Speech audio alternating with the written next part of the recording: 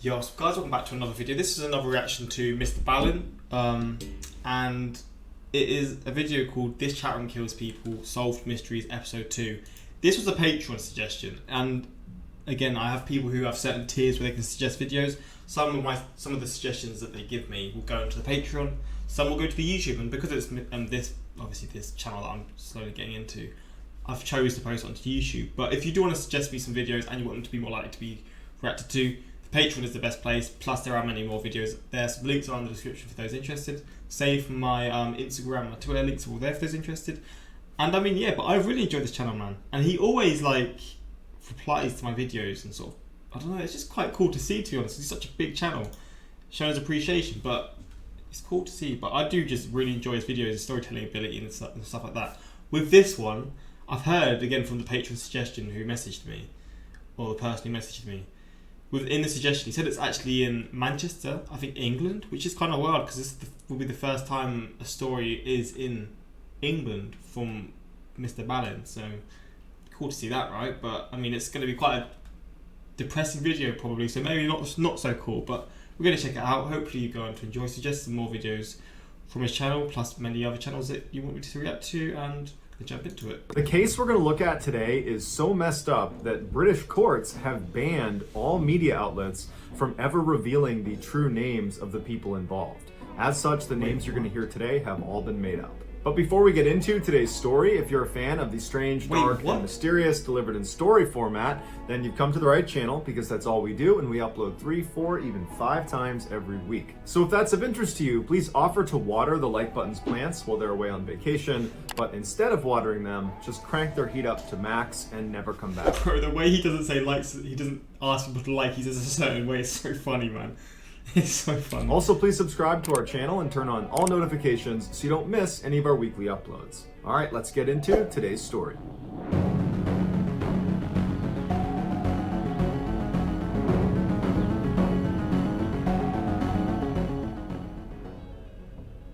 Kill me if you can.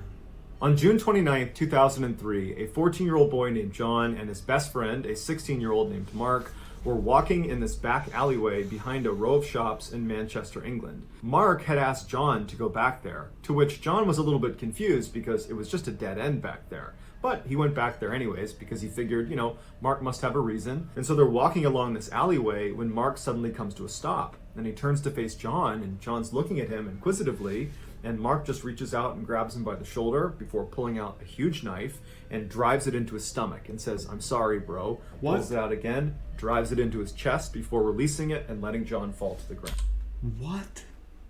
So, already with seeing stuff like this, it's a minute in. As soon as John hits the ground, he looks up at Mark and he says, "You're killing me." And Mark says, "I had to do it. If you knew all the details, you would understand." And so after only a couple of minutes, John goes quiet and he's laying still on the ground, and Mark would stand there just waiting for about 20 minutes to ensure that John really was dead before calling authorities and claiming some madman had snuck up behind them and attacked his best friend, and you gotta send an ambulance as fast as you can. When the ambulance arrived, to Mark's horror, they were able to keep John alive, and they were able to get him to a hospital where he nearly died twice on the operating table, but he ultimately would make a full recovery. And when John was well enough to speak, he would tell police that Mark is the guy who attacked him, but he had no idea why. When Mark was confronted with these allegations that he was the one who attacked John, he quickly confessed. And the police thought, this is a strange case, but pretty open and shut, and they arrested Mark for attempted murder. When investigators began digging into the motive behind this attack,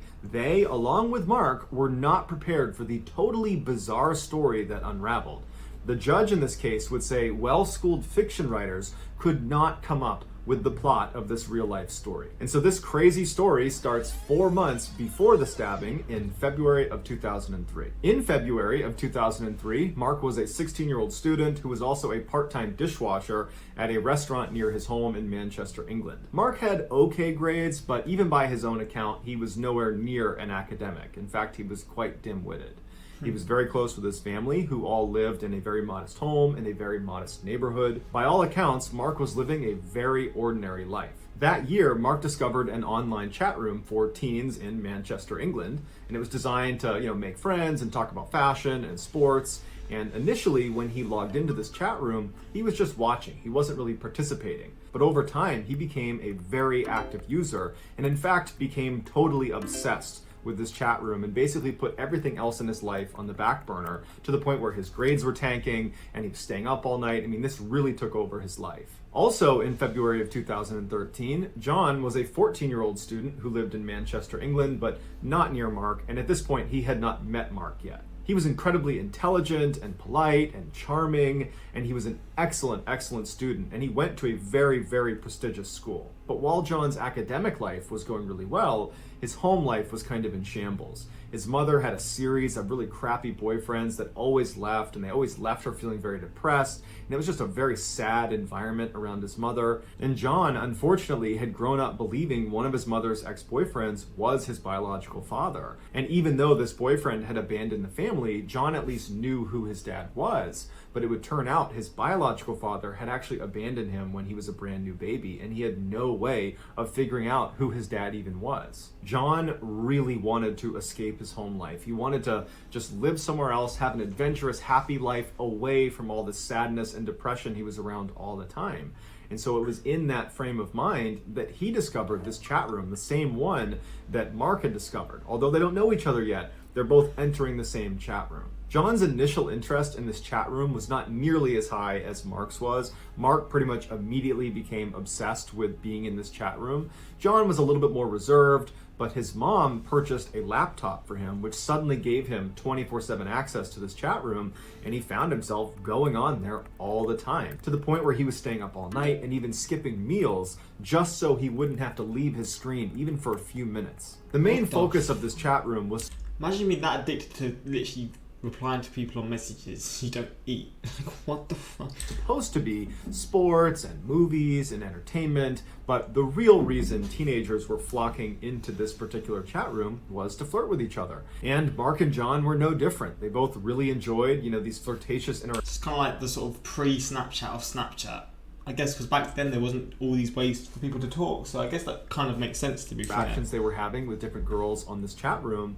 But John's interactions with the girls was very friendly and wasn't going to go anywhere. It was not really intended to. Whereas Mark fell head over heels in love with the girl he was flirting with, and her name was Rachel. Rachel was a 16-year-old living in Manchester, England, who worked at a gym. And when Mark saw her pictures, he was just totally smitten with her, and he sent her a direct message, not really expecting her to write back. But she did, and she seemed at least somewhat interested in him. And that night, they stayed up all night chatting with each other, and Mark is just over the moon. For the next couple of days, Mark and Rachel were talking nonstop on this chat room. And then at some point, Rachel says, "Hey, I really want to introduce you to this guy I met on this chat. He reminds me a lot of you. I think you guys would get along great. His name is John."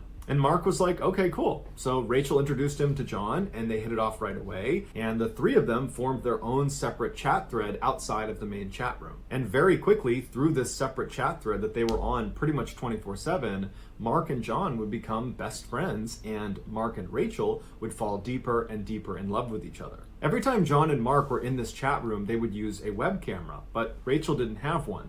And initially that really frustrated Mark because he wanted to see his girlfriend in real time, but she said she didn't have the money to get one. Sounding a bit sus. Not got a camera, huh? This does not look like it's going to have a good ending, as we know, but maybe that's true. Maybe we'll see that it's actually true, but I'm sort of getting sussed out already, man. And then she said she was shy, and so Mark's getting frustrated, but she says, "Mark, come visit me. You don't live that far away. You can see me in real life, in real time." And so initially Mark's excited, and he's talking to John about how excited he is to go see his girlfriend, but then he gets cold feet and he makes an excuse and he doesn't go. Rachel's disappointed, but she asks him again a couple more times if he'll come visit her, and every time he would agree, and then he would kind of chicken out. But after the last time he canceled on her, he finally got the courage up and he invited her to come visit him.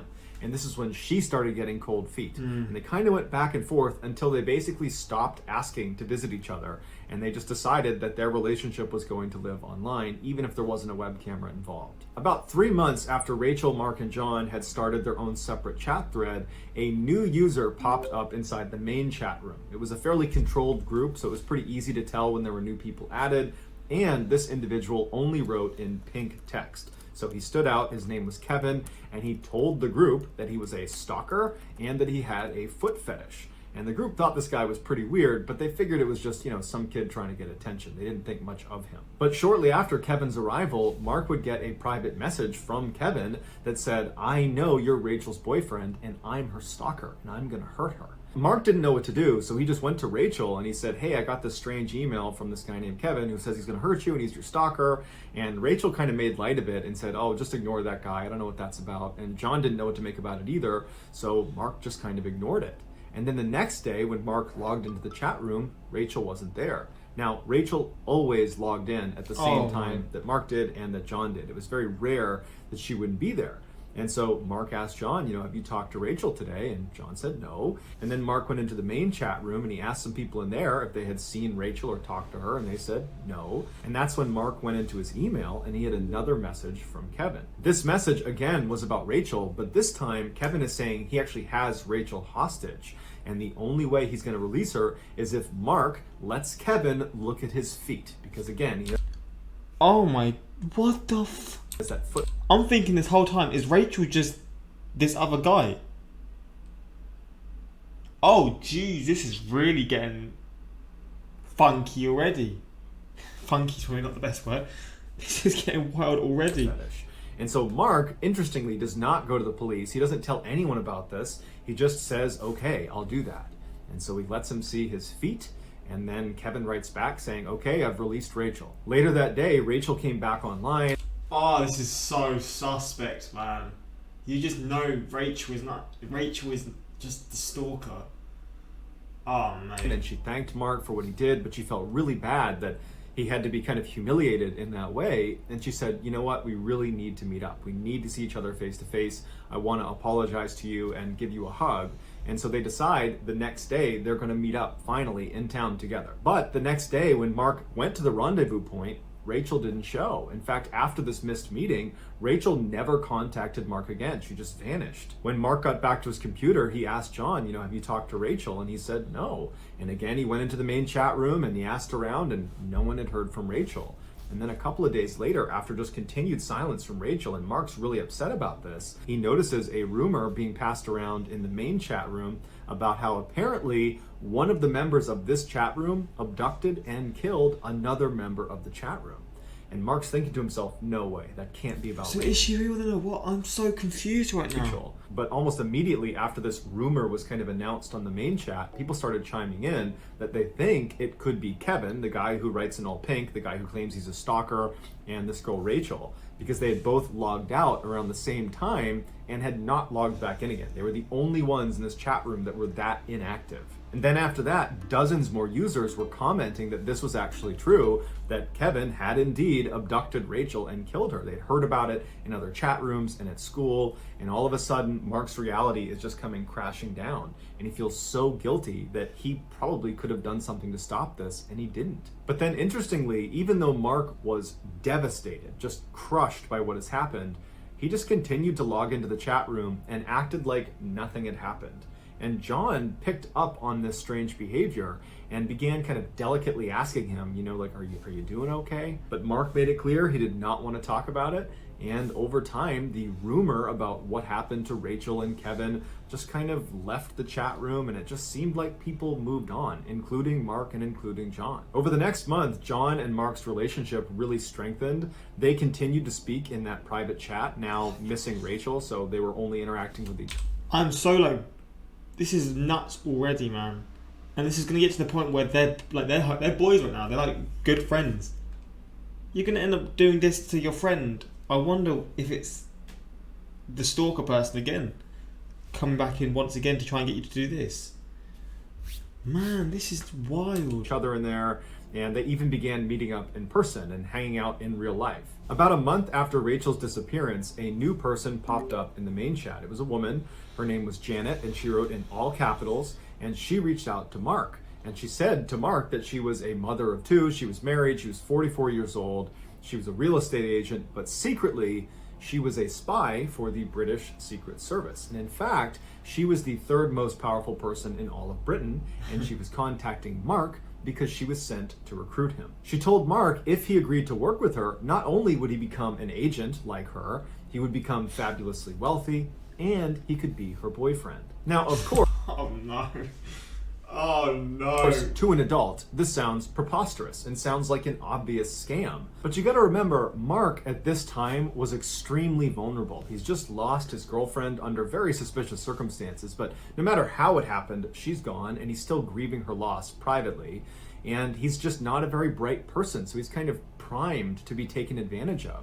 And she was promising him all the things he wanted in life: status, money, romance. And so even though he didn't necessarily believe everything Janet was saying, he wanted to believe her, and so he went along with it. He did not tell John about his interactions with Janet, perhaps signaling that he didn't fully believe it and was maybe embarrassed to give away details, but we don't know. As soon as Mark told Janet he was prepared to work with her, she made him swear an oath through the chat and then told him he would need to go to London for initiation, where he'd be meeting the Queen, amongst other dignitaries and officials. At this point, Mark asked a couple... I shouldn't laugh, but it just sounds so like scamish to someone like me, but I can imagine if I was 14, maybe not 16, because I feel like at that point I'd sort of understand what isn't.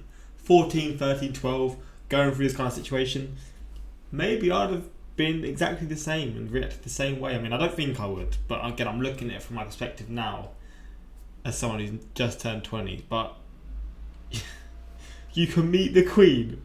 What? Come on. But man, I mean, I guess he was sold a dream that it's going to end so damn bad. Couple of qualifying questions, namely, how would I explain to my mom that I was just going to suddenly leave for a couple of days in the middle of the week and miss school? I have to give her a reason for that.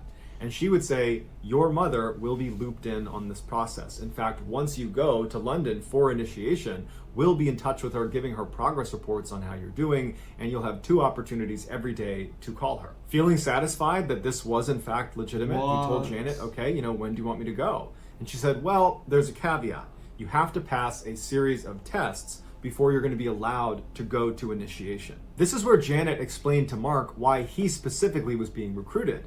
She said his friend, John, was actually not named John. His real name was James Bell, and he was a very, very important person. But she couldn't say why until he passed his first test. And so Mark's very confused by this, and he says, okay, well, what's the first test? And she says, well, you need to demonstrate you can protect your friend, James Bell. And so I want you to escort him from his school to his dentist appointment tomorrow. You're going to be his bodyguard for 1 day, but you can't let him know you're his bodyguard. He can't know that you know his real identity. So if you can do that successfully, when you get back, I will explain to you why he is so important. At this point, Mark is very committed to this, so he says, yep, I'll do it. He reaches out to John that day and he says, hey, can we hang out tomorrow? And John tells him, yeah, but I have a dentist appointment right after school, so maybe after that. And Mark says, oh, don't worry, I'll tag along for your dentist appointment. And John's like, great, I could use the company. So the next day, Mark meets up with John, aka James Bell, and he walks with him from his school to his dentist appointment, and he doesn't notice anything suspicious, so he doesn't need to do any bodyguarding duties. And after the dentist appointment, the 2 of them just go to a mall and they spend the rest of the day together. Once Mark got back to his house and opened his computer, there was a message waiting for him from Janet. And the message said, we had agents following you and you did a great job. You passed your first test. Now I can tell you why James Bell, your friend John, is so very important. And she told him that at the bottom of the Atlantic Ocean is this big safe that only a couple of countries know about, and inside of that safe is 568 billion pounds, and it belongs to the Queen. But only one person has access to that safe, and that person is James Bell. Literally, his body would need to be in front of the safe for its special scanner to scan him, recognize it as James Bell, and then it would open its door. Despite its implausibility, Mark believed this was real. Not so much because he naturally believed the safe at the bottom of the Atlantic Ocean was real, but it was because he totally believed Janet was real. Janet had the ability to know what he was wearing, where he had gone that day, what he was up to. I mean, she seemed to know everything about him, and it's because she told him she has agents monitoring him all the time, disguised as bus drivers and teachers and mailmen, that basically he was under constant surveillance. And she explained to him that that's what happens when you're being recruited. Is she just like using like a virus or something to like look in his camera? if that's the case, because that can happen, can't it, man? You can get like viruses that can get people who can like get hold of your cameras and all this kind of stuff and see what you're doing, see what you're going on like your computer or your PC or your laptop or whatever it is. Computer or PC, the same thing. But like, that's a scary thought. I don't know if that will be the case here. Maybe he'll say it is. But that also can be a thing, or it's a thing that happens, isn't it? That's a real scary thought, man. Someone just watching you, especially as a kid. Nowadays, I'm not really scared anymore, to be honest. I mean, it's a weird thought, but I like to think I can protect myself now. But when you're younger, man, you do worry about that kind of stuff. And when it actually happens in these situations, fuck, man. It's just giving me like the creeps, man. As a kid, seeing this kind of stuff, it just makes me feel so weird. You have agents watch you. So when Janet gave Mark his final test, despite how shocked Mark was at what he had to do, he was willing to do it because he really believed he was doing it for the government. The test was simple. Mark needed to kill John, aka James Bell. And she explained to him that James Bell actually had an inoperable brain tumor and he was going to die any day. And if the wrong country found out about this, they could steal his body after he died, and they could use his body to gain access to the safe. So we need to preemptively end his life, take control of his body, and get that safe open. She told Mark if he completed this test, he would move on to the initiation phase in London, where he would meet the Queen, and he would get his first paycheck of £80 million, and he would officially become Janet's boyfriend. Mark is in so deep at this point, he is fully committed, and he says, yes, I'm prepared to do this. And she says, okay, your new name is Agent 47695, and you need to go buy a large knife. She said there was going to be an abort code for this test, which was going to be 6969, and if at any point he hears anybody say that to him on the day he's supposed to carry out this attack, that means it's off and do not do it. So on June 29th, 2003, around 11 a.m., Mark and John, aka Agent 47695 and James Bell, met at a bus station in Manchester. Mark took John down the alleyway that Janet had instructed him to go down to commit the stabbing, and she had assured him she would be one of the first people to arrive on scene. She would be dressed as a detective, and she would ensure he did not get arrested. And so once he was in position, Mark turned around, grabbed John by the shoulder, pulled out his knife, said he loved him, and then began stabbing him. When the police arrived, Janet was not there, and Mark, after giving his statement about what happened, was asking the police officers, when's Janet gonna be here? And no one knew what he was talking about. After John survived the attack and said Mark was the one who attacked him, Mark would tell police, you gotta find Janet. She's the one who can explain what's going on here. But Janet never arrived because Janet didn't exist. This story is one of the most messed up things I've ever seen. This is unreal. This is what the internet can do. It can brainwash you to do something like this. Young people, man. Oh, wow. Wow. Neither did Rachel. Neither did Kevin. Neither did... All the same person, right? All the same person. James Bell. Neither did 189 other accounts that Mark interacted with on a daily basis inside of that.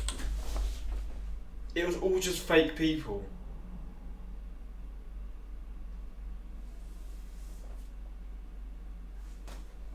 What? Chatroom. And all of those fake accounts were determined to be controlled by one person, and that one person was John. When John was confronted with all these confiscated chat logs that clearly showed he was behind all of these accounts, he confessed. John said he never entered this chat room in order to do any of the things he did or, to manipulate Mark.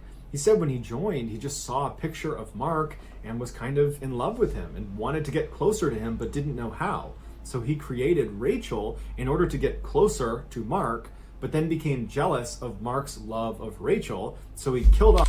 What the You're jealous of him being in love with someone who's not even real? Bro, how the human mind works for some people is beyond me, man. Like, I don't even understand how that's even a thing. You've made the account and now you're jealous that he's in love with the account that you've made.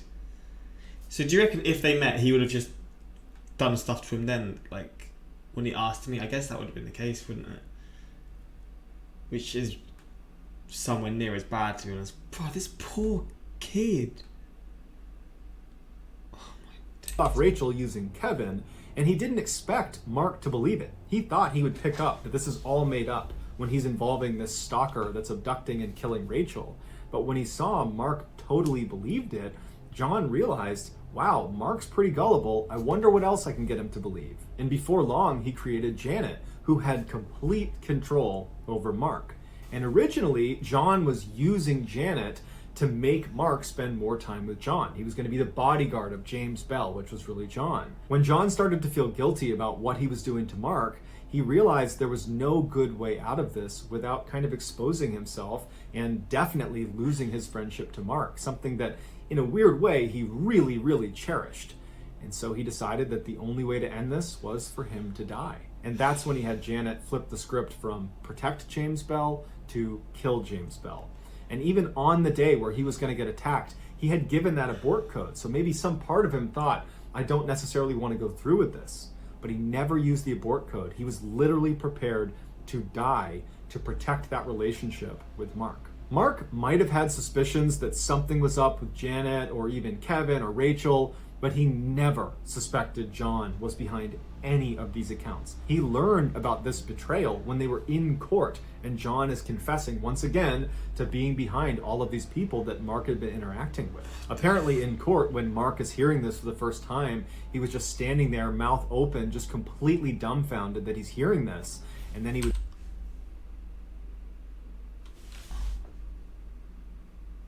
Wait. Are you actually serious? Wait, let me just... When John was well enough to speak, he would tell police that Mark is...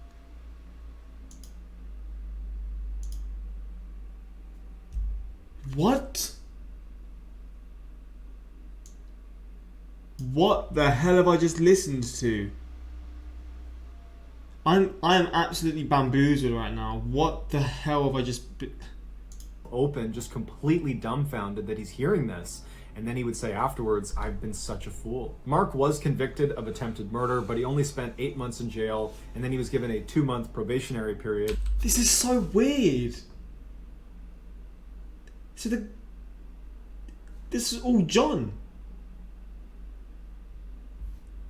Where during that time, he could only go on the internet with supervision and he wasn't allowed to enter into any chat rooms. John was convicted of inciting his own murder, which no one else has ever been charged with.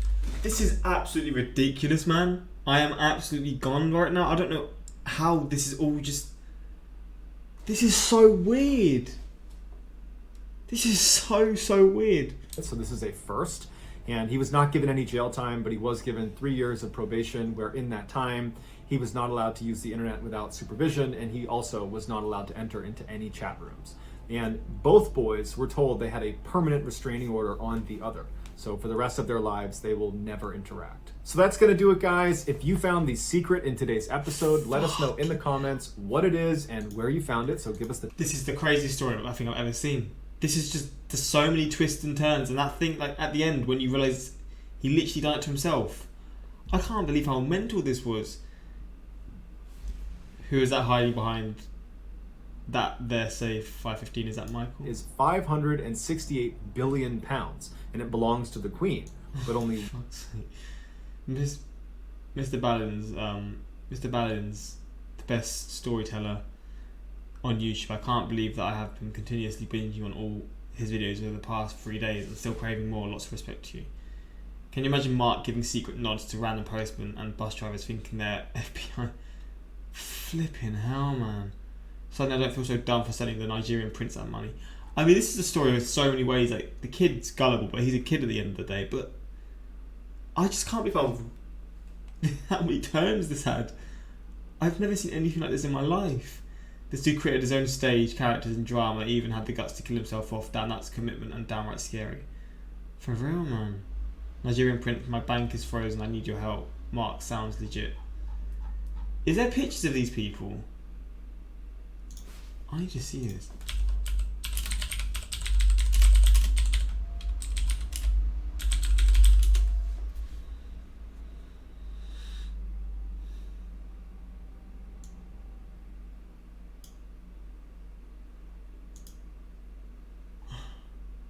Is there pictures of them? Were those pictures of them just not real? Was it just random pictures? I guess it was. Man, this was nuts. This is one of the craziest things I've ever seen. To the person who suggested this, I now understand why. This is ridiculous, man. I'm lost for words how... just doesn't make sense. Flipping hell. But yeah, if you want more reactions to this channel, any that are like this, suggest them, man, because this was absolutely baffling, bro. God damn, this was nuts. But yeah, hopefully you enjoyed this crazy story. More on the way. Suggest what you want to see in the future. And yeah, until next time, like, subscribe. Peace.